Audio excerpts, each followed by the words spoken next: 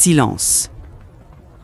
Avant que le moindre mot ne soit prononcé, respirez profondément, car ce qui va se passer n'est pas seulement une lecture, c'est un mouvement. Vous n'êtes pas tombé ici par hasard, vous avez été amené ici.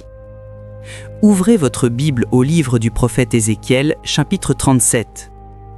Que ceux qui l'ont trouvé disent « Amen ». Écoutez ce que dit la parole dans Ézéchiel. « La main du Seigneur fut sur moi, et il m'emmena en esprit au milieu d'une vallée remplie d'ossements. » Imaginez cela. Une vallée silencieuse, recouverte d'ossements. Des ossements secs, éparpillés, oubliés.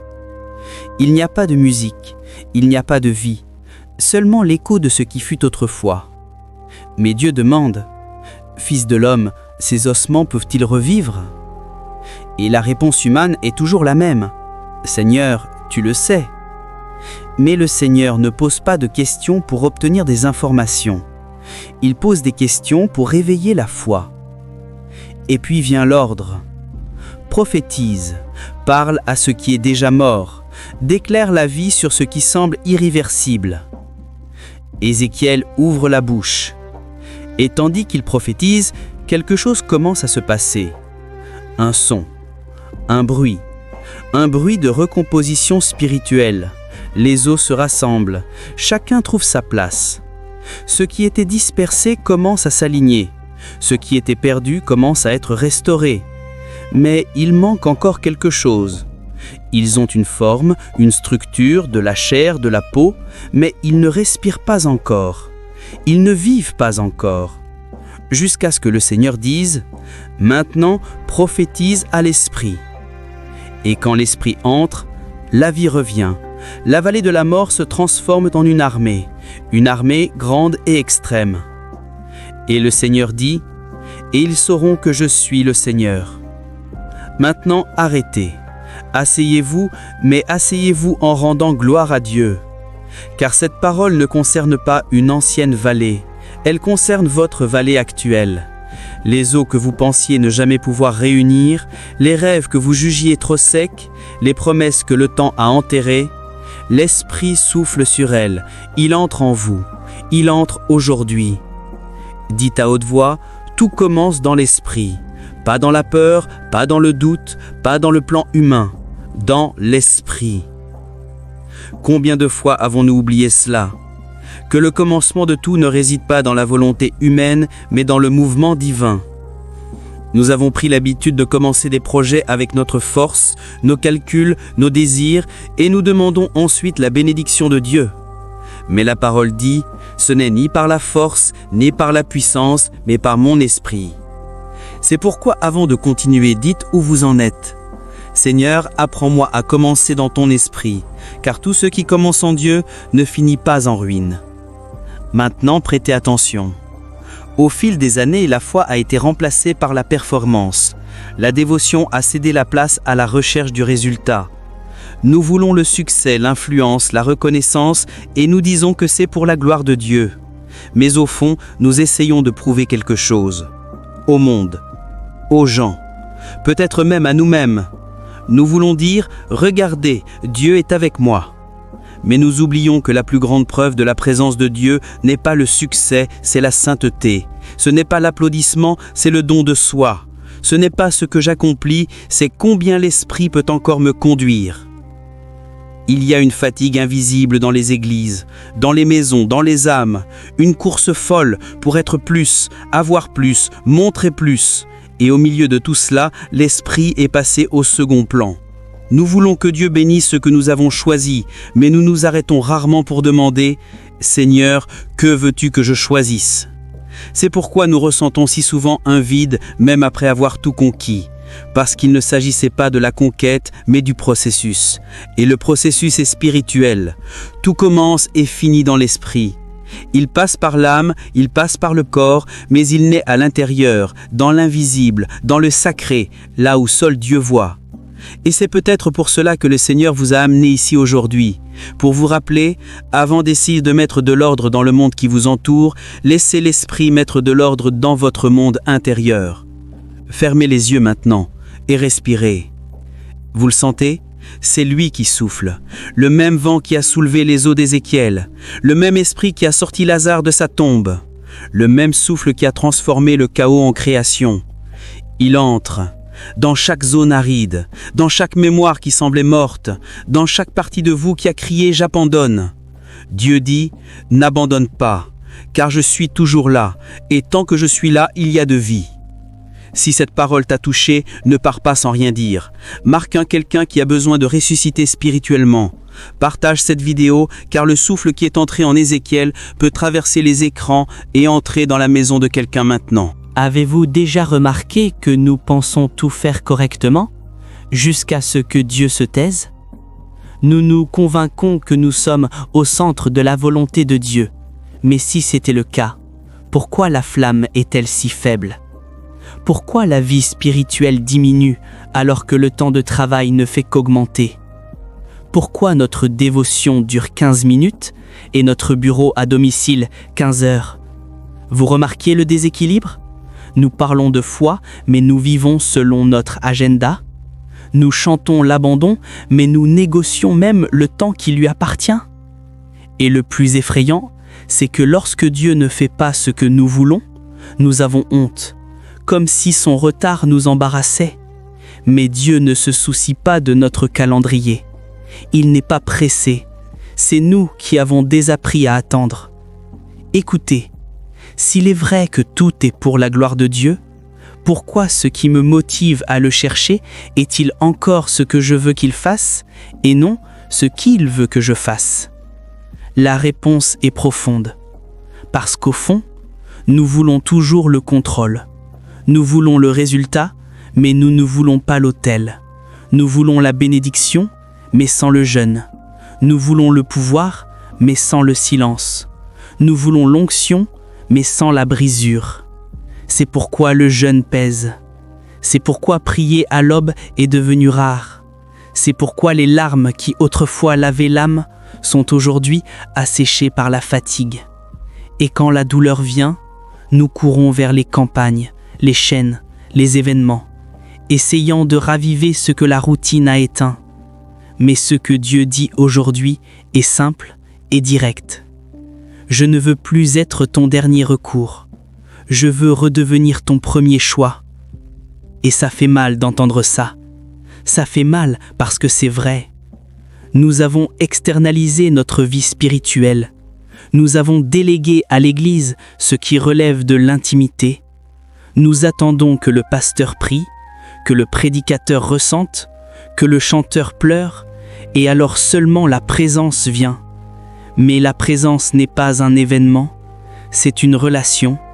Et une relation se cultive, elle ne se consomme pas. Combien as-tu dit « Aujourd'hui, je n'arrive pas à prier » et tu es resté là, ton téléphone à la main, fatigué, épuisé, en disant « Dieu le sait ». Oui, il le sait, mais il ressent aussi la nostalgie de l'époque où vous vous agenouilliez encore, même fatigué, et disiez « Seigneur, je suis là, même si je n'ai plus de force ». C'est le cri de cette génération, revenir à l'esprit, car la vérité est que nous sommes épuisés, des corps actifs, des âmes saturées et des esprits affamés. Avez-vous remarqué qu'aujourd'hui, le statut consiste à être occupé? Celui qui n'a pas le temps est considéré comme beau. Celui qui travaille 15 heures par jour est considéré comme admirable. Celui qui ne dort pas est considéré comme un héros.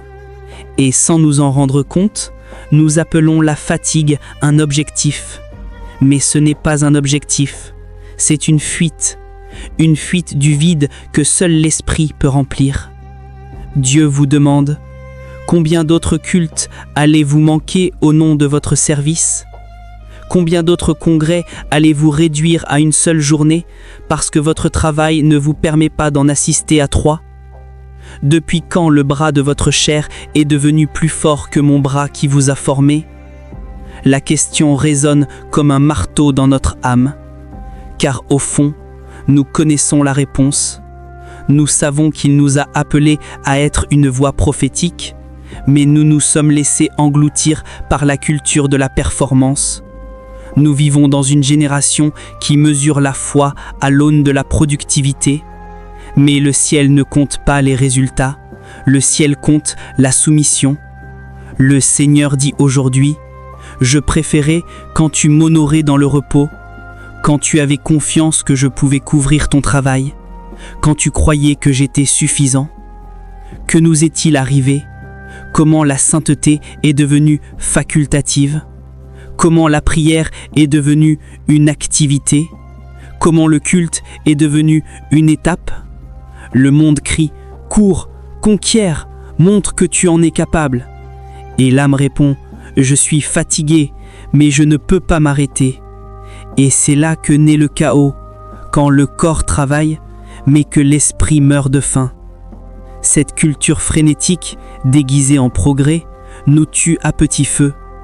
Et le pire, c'est qu'elle se pare de spiritualité.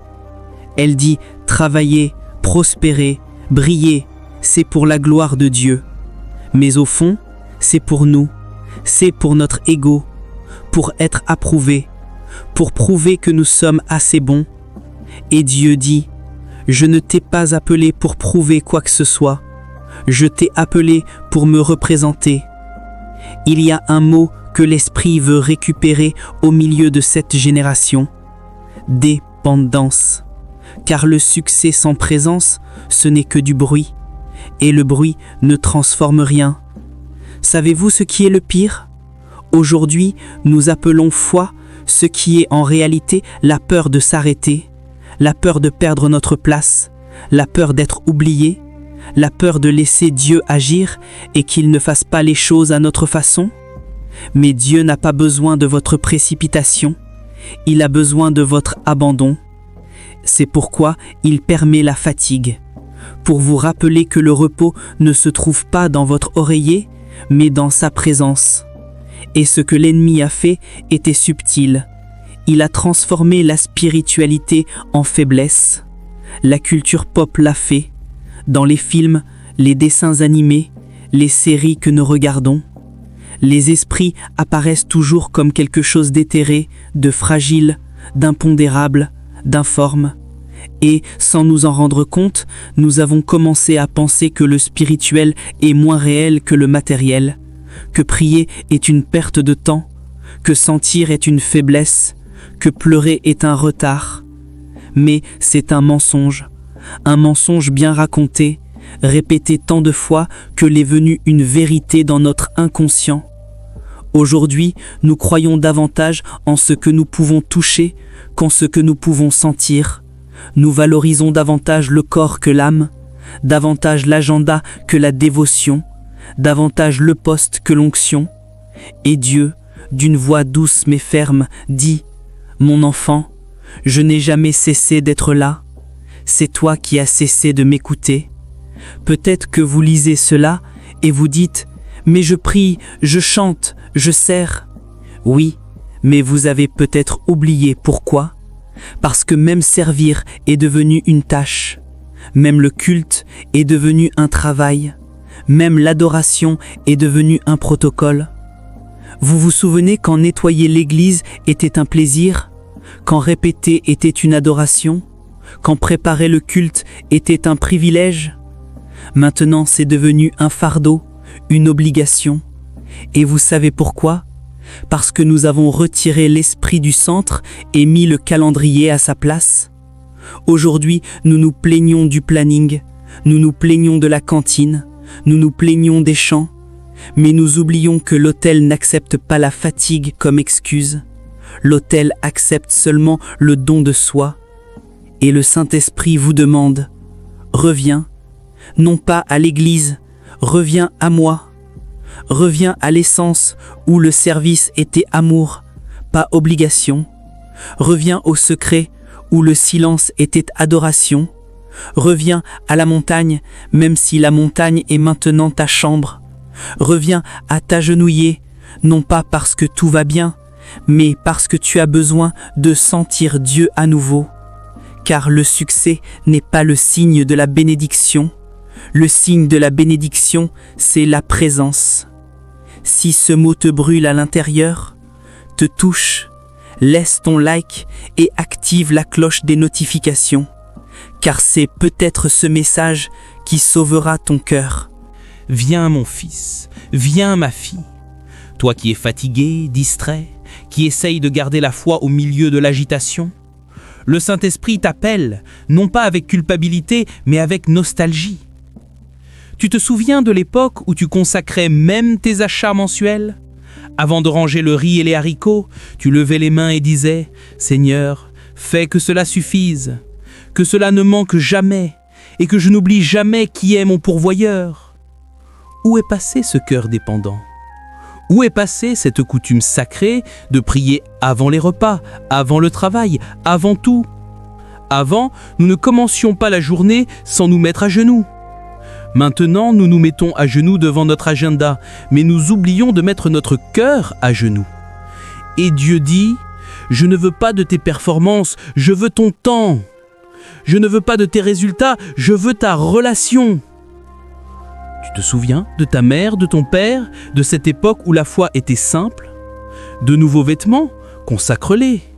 De la nourriture sur la table ? Rends grâce. Une journée difficile ? Prie. La foi était une routine, pas une ressource d'urgence. Mais quelque chose a changé, et l'Esprit te le rappelle maintenant, car il veut restaurer ce que le monde trépidant t'a volé. La douce touche de l'Esprit te dit, « Mon enfant, le monde spirituel est plus réel que le sol que tu foules. L'invisible soutient le visible. Et quand tu recommenceras à y croire, ta vie reprendra un nouveau souffle. Tu réaliseras ce qui a toujours été là. Dieu n'est jamais parti, c'est toi qui t'es éloigné. Il reste le seul, mais il n'est plus le premier. Dieu sait que vous l'aimez. Il sait que vous ne le renieriez jamais. Il sait que si quelqu'un plaçait une épée sous votre gorge et vous disait « Règne Jésus et tu vivras », vous répondrez « Vas-y, coupe ». Vous ne le renieriez pas. Vous ne le trahiriez pas. Vous n'abandonneriez pas. Mais le problème n'est pas là. Le problème, c'est qu'il n'est plus le premier. Et c'est le message qui brûle comme une braise en ce moment. Je sais que je suis le seul, mais depuis longtemps, je ne suis plus le premier. Et cela déchire le ciel. Car l'amour continue, mais la priorité a changé. La flamme existe toujours, mais l'autel est éteint. Et l'esprit murmure, presque en larmes, « Mon enfant, remets-moi à la première place. » Parce qu'être le seul ne suffit pas. Il ne partage pas le trône. Il n'occupe pas la deuxième place. Il n'accepte pas les restes de temps, d'attention, d'adoration. Soit il est le premier, soit il ne reste pas. Et il y a un avertissement aimant, mais réel. Écoutez ces mots. Ce jour-là, beaucoup diront « Seigneur, en ton nom, nous avons prêché, guéri, chassé des démons. » Et il répondra « Je sais que vous parliez de moi, mais cela fait longtemps que vous ne m'avez pas parlé. » C'est la différence entre travailler pour Dieu et marcher avec Dieu. Entre servir à l'autel et y habiter. Entre prêcher sur lui et vivre avec lui. Comprenez-vous la gravité de cela ? Tout le ciel est ému par quelqu'un qui décide de revenir à son premier amour. Et l'Esprit dit, « Je ne veux pas te perdre parce que tu es fatigué, ni parce que tu es pressé, ni parce que tu as peur. Je veux seulement te voir me choisir à nouveau en premier. » Fermez les yeux maintenant. Respirez. Ressentez cette présence qui vous atteint maintenant. Ce frisson n'est pas une émotion, c'est un souvenir. C'est le Saint-Esprit qui vous dit « Il est encore temps, reviens, je veux encore être le premier dans ta vie. » Si ces mots vous ont touché, n'ignodez pas ce que vous avez ressenti. Ceci n'est pas une vidéo ordinaire, c'est un véritable appel. Maintenant, écrivez en commentaire « Seigneur, reviens et sois le premier dans ma vie. » Ce n'est pas seulement une phrase, c'est un engagement. Chaque mot écrit est une graine dans le monde spirituel, et pendant que vous écrivez, l'Esprit agit. Si vous avez senti Dieu vous parler, inscrivez-vous dès maintenant à notre chaîne. activez les notifications car les prochains messages ne sont pas des vidéos, ce sont des rencontres. Chaque mot ici fait partie du renouveau que l'Esprit est en train de préparer et vous en faites partie. Partagez cette vidéo avec quelqu'un qui a perdu la flamme car la flamme va se rallumer. Et lorsque le feu de l'Esprit brûlera à nouveau en vous, rien, absolument rien ne pourra vous arrêter. Remettez-moi à la première place, dit le Seigneur, car tout ce qui commence dans l'Esprit finit dans la gloire. Souvenez-vous, Dieu vous aime.